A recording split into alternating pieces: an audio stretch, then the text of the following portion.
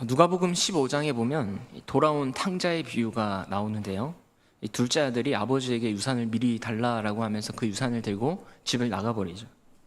그러고는 허랑방탕하게 살면서 재산을 다 탕진해 버립니다. 결국 거짓거리 되어서 이 돼지가 먹는 쥐염 열매를 먹으면서 배를 채우는 신세가 되죠. 이대로는 도저히 안 되겠다 싶어서 다시 아버지의 집으로 돌아왔는데요. 아버지가 어떻게 합니까? 멀리서 오는 아들을 보고 달려나갑니다. 그리고는 따뜻하게 안아줘요. 누더기 같은 옷을 벗기고 좋은 옷을 입혀주고요. 손에 반지도 껴주고요. 동네에 잔치를 엽니다. 우리 아들이 살아서 돌아왔다고, 내 앞에 있다고. 여러분, 이 비유에서의 핵심은 잃은 것을 되찾았을 때의 아버지의 마음이 어떤지를 알려주는 비유인데요. 그 아버지의 마음은 이제 우리가 알겠습니다. 그죠? 알겠어요. 그 아버지의 마음을 알겠어요. 이런 것을 되찾았을 때의 그 아버지의 마음. 그러면 이 둘째 아들은 과연 그 이후에 어떤 삶을 살았을까? 뭐 성경에 나오진 않습니다. 나같이 애만 썩이는 놈을 그래도 부모님은 용서해 주시고 받아주시는구나. 그 부모의 사랑에 감사하고 감격해서 이전보다는 조금이라도 더 인간답게 살려고 했을까요? 아니면 내가 망나니 짓하고 돈도 다 날려먹고 왔는데도 아버지가 용서해 주네? 그럼 또 아버지 지갑에 있는 돈을 훔쳐야 되겠다. 전자일까요? 후자일까요? 너무 극단적인가요? 여러분 같으시면 어떠시겠습니까? 제가 오늘 설교를 이 이야기로 시작하는 이유는요, 지금까지 이어진 로마서의 흐름이 이와 비슷하기 때문입니다. 오늘 우리가 읽은 본문 로마서 6장도 앞에 있는 5장과 연결되면서 은혜 안에서 왕노릇하는 것이 무엇인지에 대해 설명하고 있는데요. 우리 먼저 5장 20절에서 21절을 한번 같이 읽어보도록 하겠습니다. 율법이 들어온 것은 범죄를 더하게 하려 함이라. 그러나 죄가 더한 곳에 은혜가 더욱 넘쳤나니 이는 죄가 사망 안에서 왕노릇한 것 같이 은혜도 또한 의로 말미암아 왕노릇하여 우리 주 예수 그리스도로 말미암아 영생에 이르게 하려 함이라라고 합니다. 이 5장 20절을 한 번 더 띄워주시면요, 이 20절에 보면 율법이 들어온 것은 범죄를 더하게 하려 함이라라고 해요. 이 무슨 의미일까요? 이 분명 율법은 죄를 억제하는 기능이 있는데 율법이 들어온 것은 범죄를 더하게 하려고 한다. 이 저희 고등부에서 아이들하고 큐티를 하는데 어떤 아이가 이 큐티를 하고 저한테 물어보더라고요. 율법이 들어왔는데 범죄를 더하게 한다는 건 무슨 뜻입니까? 라고 물어보더라고요. 여러분, 얼핏 보면 대단히 이해하기 어려운 말씀인데요, 이 말씀은 율법이 들어오지 않았으면 죄가 덜 드러났는데 율법이 주어지니까 그동안 없던 죄도 다 밝히 드러난다는 거예요. 그러니까 율법이 주어지기 전에는 각각 개개인의 양심에 따라 혹은 뭐 사회적 관례에 따라서 이것이 죄다 아니다, 맞다 아니다, 옳고 그르다 판단을 했는데 딱 율법이 명시되어 있잖아요. 그 율법이 주어지니까 이건 죄야, 이건 법을 어기는 거야, 명확히 규정이 되니까 그동안 죄인 줄도 모르고 있던 행동들이 다 죄로 드러난다는 거예요. 여러분, 하나님은 왜 율법을 주셔서 인간의 실상을 이렇게 적나라하게 폭로하고 있는 것일까요? 그 이유는 바로 뒤이어 나오는 구절에 죄가 더한 곳에 은혜가 더욱 넘쳤나니, 이 목적을 이루시기 위함이에요. 무슨 말이냐면, 여러분, 율법이 우리 가운데 주어지지 않으면요, 우리는 우리가 얼마나 사악한 인간인가를 자각하지 못합니다. 그냥 추상적으로 내가 죄인이지, 이거 죄인 것 같아, 맞는 것 같아, 이렇게 하면 안 되는 것 같아 라는 정도의 감각은 있을 수 있지만은 율법이 구체적으로 딱 주어지지 않으면 우리가 얼마나 악하고 얼마나 못난 인간인지가 드러나지 않아요. 여러분, 죄가 드러나지 않고 죄를 모르는 상태에서는 은혜의 깊이와 넓이도 체감할 수가 없습니다. 내가 얼마나 추악한 존재인가를 알아야지 그 하나님의 은혜의 깊이, 그 넓이, 그 한량없는 은혜의 깊이와 넓이를 체감할 수 있다. 그래서 죄가 더한 곳에 은혜가 더욱 넘쳤다라고 지금 바울은 얘기하는 겁니다. 그런데 문제는 죄가 더한 곳에 은혜가 넘쳤다라고 하니까 이런 사람들이 있더라는 거죠. 그러면 우리는 더욱 죄를 지어서 하나님의 은혜를 더 풍성하게 맛보는 사람이 되겠습니다. 아까 서두에 말씀드렸던 탕자의 비유에서 둘째 아들이 내가 잘못을 했는데도 아버지가 은혜를 베푸셔서 받아주시고 용서해 주시네? 그럼 내가 아버지의 은혜를 더 받기 위해서 또 돈 들고 나가야 되겠다. 여러분, 이게 맞아요? 이렇게 해도 되는 겁니까? 은혜가 뭔지를 모르는 거죠. 그죠? 여러분, 하나님은 우리가 죄를 지어도 용서해 주시고 하나님의 품으로 돌아오면 더 큰 은혜로 감싸 주시는데, 그런 은혜를 받은 우리가 어떻게 하면 죄를 더 지을 수 있을까가 아니고 어떻게 하면 하나님의 기쁨이 될 수 있을까를 조금이라도 고민하면서 그 은혜에 보답하고자 하는 열망이 생기는 것. 여러분, 그게 복음을 아는 자, 은혜를 아는 자의 모습이에요. 그래서 바울은 6장 딱 들어와서 1절 2절에 이렇게 선을 긋습니다. 그런즉 우리가 무슨 말을 하리요? 은혜를 더하게 하려고 죄에 거하겠느냐? 그럴 수 있다 없다? 2절에 보시면 그럴 수 없느니라. 왜요? 우리는 죄에 대하여 죽었으니까 라고 해요. 죄에 대하여 죽은 우리가 어찌 죄 가운데 살 수 있겠냐라는 겁니다. 여러분, 우리는 죄에 대하여 죽었습니다.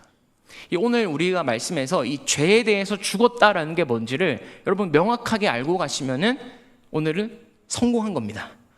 죄에 대하여 죽었다.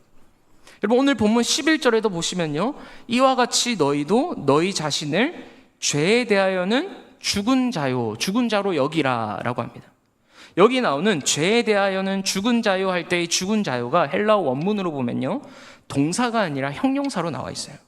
네크로스라는 형용사가 쓰였는데 의미가 뭐냐면 시체입니다. 시체. 즉 그리스도 예수 안에 있는 사람들은 죄에 대해서는 시체가 되었다는 거예요. 여러분, 성도인 우리가 가져야 될 죄의 분명한 인식은 뭐냐면 죄에 대하여 죽은 척을 하는 것도 아니고 죄에 대하여 완전히 죽어버린 존재입니다. 이걸 이후에 바울은 세례에 관해서 얘기를 해요.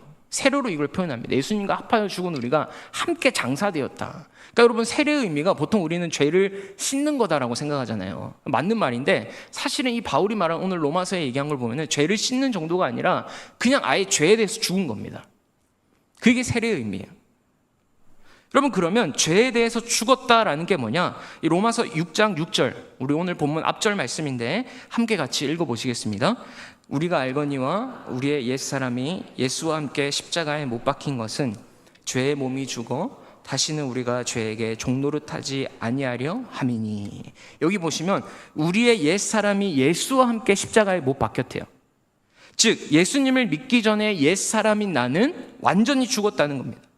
그 옛사람이 예수님과 함께 십자가에 못 박혔기 때문에 다시는 죄에게 종노릇하지 않는다. 이게 죄에 죽었다라는 의미예요. 여러분, 우리는 예수님을 믿는 순간 우리의 옛사람은 그리스도와 함께 이미 죽었습니다. 나의 옛사람은 이미 그리스도와 함께 십자가에 못 박혔고 우리는 죄에 대하여 완전히 죽었어요.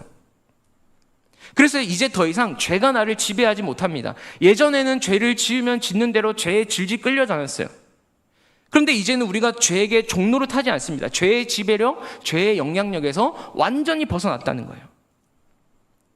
여러분, 믿으십니까? 그런데 왠지 아멘 잘 못할 것 같죠? 왠지 좀 마음에 찝찝하지 않습니까?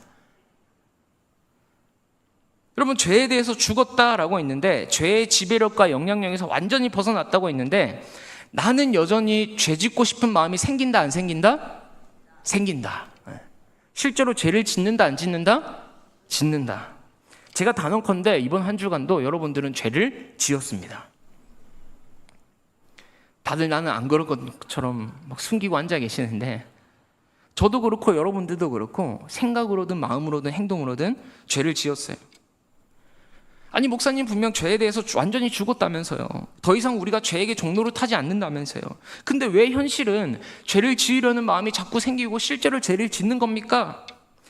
여러분, 오늘 이 죄에 대해서 죽었다라고 하는 선언은요, 죄에 대한 욕구를 느끼지 않는 존재가 되었어라는 뜻이 아니에요. 더 이상 죄를 짓지 않는 존재가 되었어라고 하는 선언도 아닙니다. 우리는 여전히 죄에 대한 욕구를 느끼고 죄를 지어요. 그럼 이 진술, 죄에 대해 죽었다라는 진술의 의미가 뭐냐? 우리의 신분과 법적인 상태를 표현하는 진술입니다. 뭐를 표현하는 진술이라고요? 법적인 상태와 신분. 우리의 신분과 법적인 상태. 그러니까 여러분, 우리는 예수님의 십자가 죽음과 부활로 인해 죄인에서 의인으로 우리의 신분과 법적인 상태가 완전히 바뀌었습니다. 근데 중요한 것은요, 이 일에 우리가 한 게 있습니까? 없습니까? 아무것도 없어요. 우리가 죄인에서 의인으로 되는 데 있어서 내 의지, 내 노력으로 된 것이 아니고 예수님께서 나 대신 죽으시고 예수님께서 나 대신 모든 율법의 요구를 다 이루신 결과로 우리의 신분과 법적인 상태가 바뀌었어요. 그러니까 이 죄에 대해서 죽었다라는 진술이 나에게 생생히 체화가 되지 않는 거예요. 잘 느껴지지가 않습니다. 왜요? 내가 한 게 아니니까. 그러니까 내가 죄에 대해서 죽었다? 이제 의인이 되었다? 현실로 잘 와닿지가 않아요. 또 하나는요, 여러분, 우리가 아무리 법적으로는 무죄, 너는 이제 죄가 없어, 죄인이 아니야 라고 판결을 받아도 사실은 돈을 좋아하고 권력을 좋아하고 힘을 좋아하고 세상의 것을 좋아하는 우리의 이 오염된 상태는 그대로입니다. 이걸 신학적으로 말하면 죄는 죄에 대한 책임이 있고 오염이 있는데 법적인 판결로 죄에 대한 책임은 면제받았어요. 이제 너는 더 이상 죄인이 아니라 의인이야. 쾅쾅. 너는 죄에 대해서 죽었고 다시는 죄가 너를 주장하지 못해. 이 법적으로는 죄에 대한 책임을 면제받았어요. 이해되시죠? 근데 문제는 뭐예요? 아무리 그렇게 선언해도 그게 실제적이고 그게 현실적이고 그게 정말 맞다고 하더라도 죄로 오염된 우리는 나가서 또 죄를 짓는다는 거예요. 아무리 죄에 대한 책임을 면제받았어도 여전히 죄에 오염되어 있기 때문에 우리는 계속해서 죄의 소욕을 느끼고 죄를 짓더라라는 거죠. 여러분, 많은 그리스도인들이 여기서 좌절을 합니다. 분명 성경 안에는 예수 그리스도 안에 있는 우리의 신분과 지위를 죄에 대해서 죽었다라고 선언하는데 내 현실은 그렇지 않거든요. 그러니까 많은 그리스도인들이 여기서 낭망해요. 낙심해요. 그러니까 이걸 이해하셔야 돼요. 여러분, 그래서 오늘 말씀은 이렇게 이야기하고 있습니다. 우리 로마서 10장 11절, 6장 10절에서 11절 우리 두 절 말씀을 함께 같이 읽겠습니다. 그가 죽으심은 죄에 대하여 단번에 죽으심이요 하나님께 대하여 살아계심이니 이와 같이 너희도 너희 자신을 죄에 대하여는 죽은 자요 그리스도 예수 안에서 하나님께 대하여는 살아있는 자로 여길지어다. 이 구절에서 가장 중요한 단어는요, 여길지어다라는 단어예요. 펜을 팍 줄을 끊어 놓으셔야 됩니다. 여길지어다. 그러니까 비록 우리 안에는 죄의 잔재가 남아있고 때로는 그 가운데 살고 있지만 법적으로는 죄에 대하여 죽었으니 그렇게 여기고 살아라는 거예요. 자기 신분과 지위를 잘 파악하고 살아라는 겁니다. 잊지 말라는 거예요. 여러분, 우리가 넘어지고 실패하고 죄를 지을 때마다 내가 어떠한 존재인지를 확인해야 됩니까? 죄에 대하여는 단번에 죽으시고 하나님께 대하여서는 살아나신 그 그리스도와 연합된 존재로서 나도 역시 죄에 대해 이미 죽었고 하나님께 대하여 살아있는 존재임을 확인하는 거예요. 여러분, 우리가 죄를 지으면 이게 흔들립니다. 흔들려요. 제가 청소년들이나 청년들이나 구원 상담을 해보면 분명 하나님이 어떤 분인지 알고 있고 믿고 있어요. 근데 구원에 대한 확신이 없는 아이들이 많습니다. 왜 그런지 아세요? 정작 내 삶을 보면 하나님의 자녀 같지가 않거든요. 그게 죄인 줄 알고 하나님이 싫어하는 행동인 줄이라는 걸 다 아는데도 계속 똑같은 죄를 짓는 나를 보면서 내가 구원받은 게 맞을까? 나 하나님의 자녀 맞아? 확신이 없는 거예요. 여러분들은 이런 의심 들으실 때 없으신가요? 그때 여러분 이 로마서의 말씀을 떠올려야 돼요. 지금 이 말씀은요, 우리의 죽음, 나의 살아남을 먼저 얘기하지 않아요. 10절에 보면 누구의 죽음을 먼저 언급합니까? 그리스도의 죽음, 그리스도의 살아나심을 먼저 언급합니다. 여러분, 오늘 내가 실패했어요. 내가 넘어졌어요. 내가 죄지었습니다. 그래서 막 흔들리고 있을 때 뭘 기억하라는 거예요? 오늘 나의 현실과 상관없이 과거에 이미 그리스도가 죄에 대하여 단번에 죽었기 때문에 그 그리스도를 믿는 너희 역시 죄에 대해서 죽게 된 이 영적 실체를 기억하라는 거예요. 너희가 죽은 바는 없지만, 너희가 죄에 대해서 죽은 경험은 없지만 오히려 현실은 죄를 짓는 현실이지만 그 현실보다 더 분명한 너희들의 영적 실체가 있는데 그게 뭐예요? 그리스도와 연합되어 죄에 대하여 단번에 죽었고 하나님께 대하여 살아났다. 너희가 인식하거나 너희가 경험하지 못했다 할지라도 이미 그리스도가 이루어 놓은 그 은혜를 기억하면서 죄에 대하여 죽었고 하나님께 대하여 살아있는 자라는 것을, 그 너희들의 영적인 실체를 잊지 말라는 거예요. 그 믿음을 예수 그리스도 안에서 성령께서 선물로 주셨으니 그 믿음을 발동해서 넘어지지 말라는 거예요. 여러분, 우리는 예수님과 연합된 존재이고요. 이 연합은 우리가 죄를 지었다고 끊어지지 않습니다. 왜냐하면 애초부터 이 연합은 우리의 어떠함과 상관없이 이루어진 거거든요. 우리의 어떠함과 상관없이 예수님이 이루신 객관적인 사실에 기초하는 연합이기 때문에 그래요. 그래서 이미 그리스도와 연합된 이 성도의 연합은요, 결코 끊어질 수가 없습니다. 즉, 그리스도 안에 있는 성도의 구원은 취소되지 않아요. 우리의 구원이 취소가 되려면요, 예수님의 십자가 사건이 취소돼야 됩니다. 근데 그럴 수는 없잖아요. 그럴 일이 없잖아요. 여러분, 이게 바로 성도의 복된 영적 지위와 신분이에요. 그런데 마귀는 참소하는 자 아닙니까? 계속 우리를 참소하는 거예요. 야, 너 그러고도 하나님의 자녀야? 그 모습으로 어떻게 하나님 앞에 나가? 부끄럽지도 않니? 여러분, 그때마다 뭘 확인하라고요? 자주 넘어지고 실패하는 것 또한 나의 현실이지만, 그래서 너무나 가슴 아프고 애통해하지만 더 분명한 나의 실제가 있는데, 그게 뭐라고요? 그리스도가 이미 이런 나를 위해서 죄에 대해 단번에 죽어주셨다는 거예요. 그리스도가 이런 나를 위해서 부활하심으로 하나님에 대하여 살아나셨다라는 겁니다. 그러니 앞으로 너희들은 그 죄에 넘어지지 않을 수 있다는 거예요. 죄가 주장하지 못한다는 겁니다. 여러분, 이제 우리는 죄에 대하여는 죽은 자처럼 여기고 그리스도 안에서 하나님께 대하여는 살아있는 자처럼 여기고 살아야 됩니다. 왜냐하면 법적인 차원에서 나의 신분과 지위가 완전히 바뀌었거든요. 이제 죄에 대해 완전히 죽었기 때문에 이제 우리는 죄의 종로를 타지 않고요, 죄가 더 이상 우리를 주관하지 못합니다. 우리는 더 이상 죄가 명령하면 자동적으로 이리저리 끌려다니는 존재가 아니라는 거예요. 죄의 유혹에 그 어떤 저항도 하지 못하는 존재들이 이제 더 이상은 아니란 말입니다. 이제 우리는 죄를 거부할 수 있고, 이제 우리는 죄와 싸워 승리할 수 있는 존재가 되었다는 거예요. 이것이 뭐냐면 죄에 대하여 죽었다라는 것이 정확한 의미입니다. 여러분, 우리가 그리스도 밖에 있었을 때는요, 죄에 대하여 저항하거나 싸울 힘이 전혀 없었어요. 화나면 그냥 화나는 대로, 욕하고 싶으면 욕 나오는 대로, 여기에 저항하거나 거부할 수 있는 힘이 없었어요. 기껏해야 사람이 찾아낸 게 뭡니까? 돌을 닦읍시다, 명상을 합시다, 자제심을 키우는 거예요, 나름. 그러나 예수님을 믿고 거듭난 성도는요, 이제 죄의 세력에 저항할 수 있고요, 죄와 싸워 승리할 수도 있습니다. 아멘이세요? 이게 죄에 대해 죽었다라는 표현이라니까요. 그래서 오늘 본문의 결론을 한번 보세요. 6장 12절에서 14절까지 말씀인데, 우리 오늘 이 본문의 결론 한번 같이 읽도록 하겠습니다. 그러므로 너희는 죄가 너희 죽을 몸을 지배하지 못하게 하여 여기에 순종하지 말고, 또한 너희 지체를 불의의 무기로 죄에게 내주지 말고, 오직 너희 자신을 죽은 자 가운데서 다시 살아난 자 같이 하나님께 드리며 너희 지체를 의의 무기로 하나님께 드리라.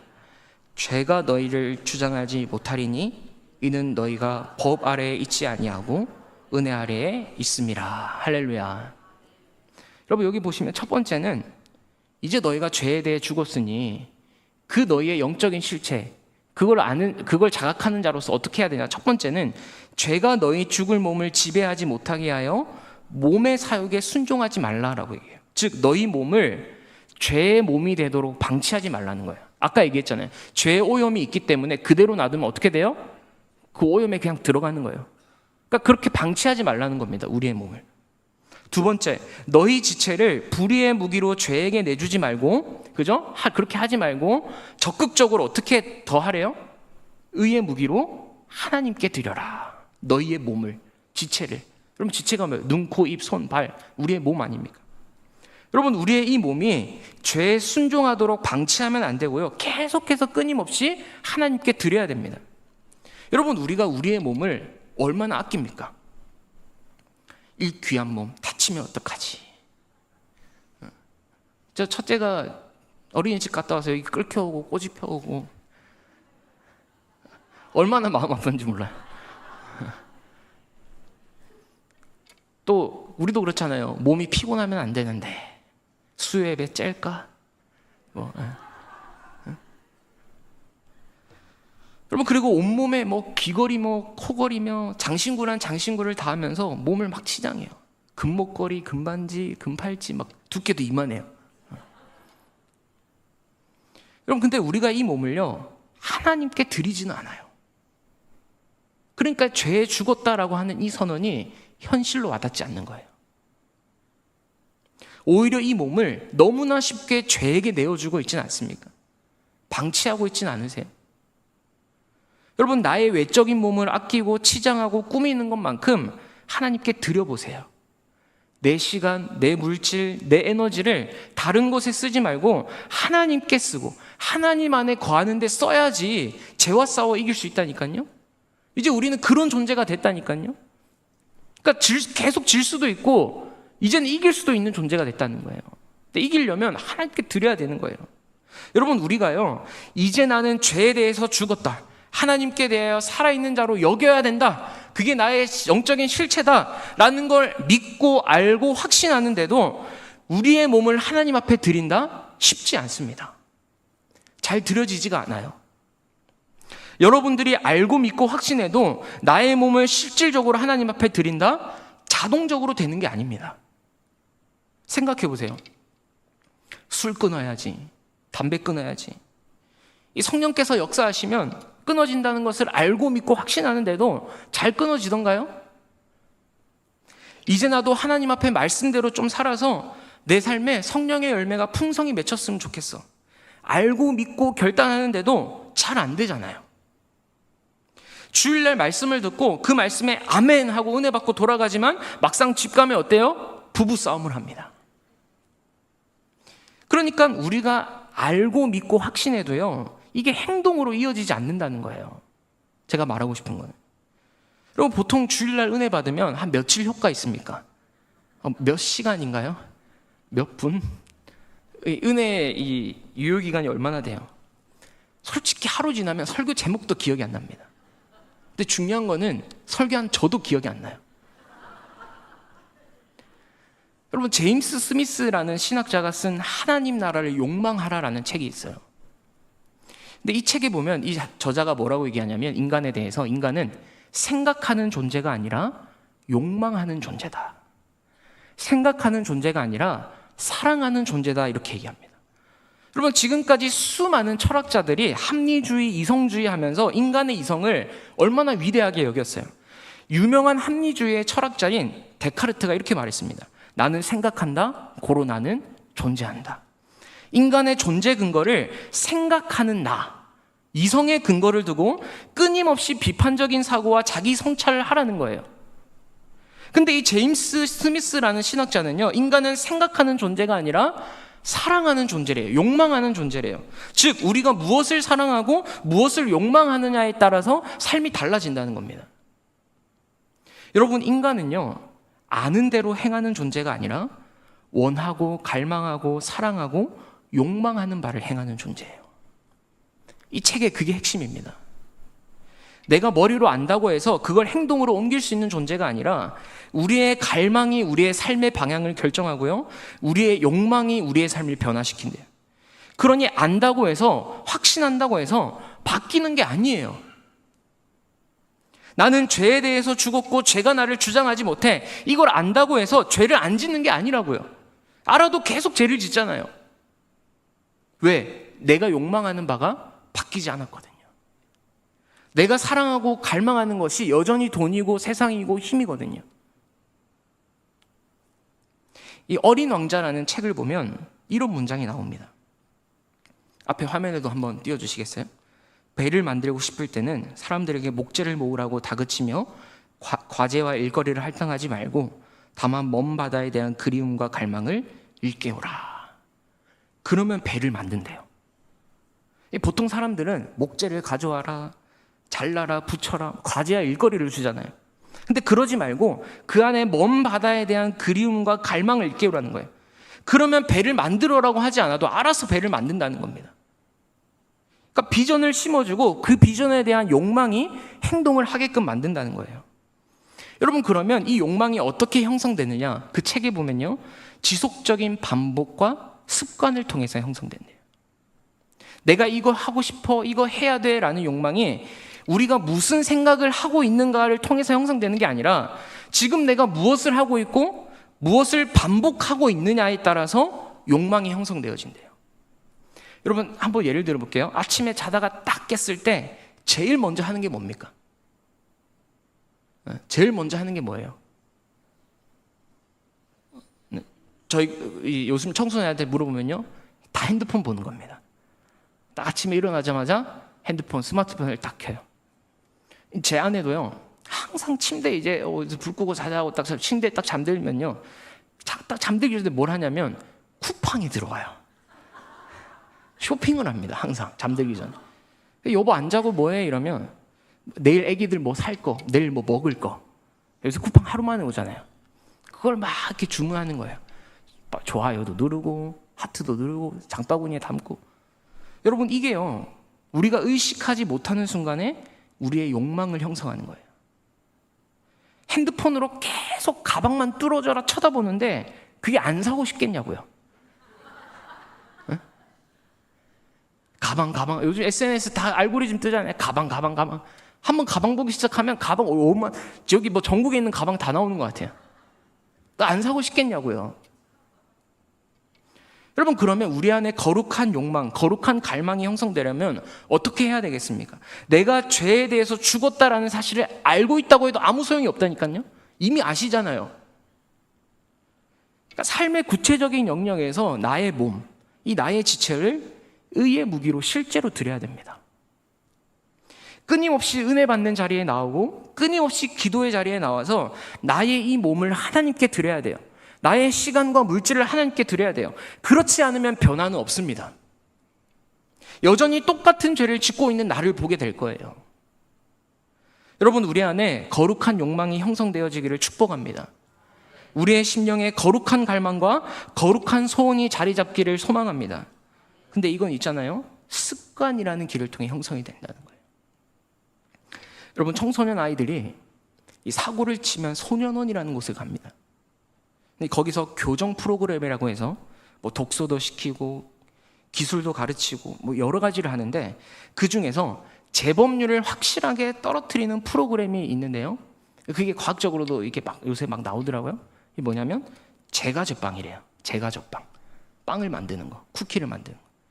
그러니까 다른 것은 가르쳐봐야 별로 효과가 없대요. 그렇게 가르쳐줘서 취직도 시키고 뭐 바깥에 내보내도 또 똑같이 죄짓고 또 똑같이 살아가는 아이들이 많은데 이 제과제빵을 배운 아이들은요, 재범률이 뚝 떨어지더라는 거예요.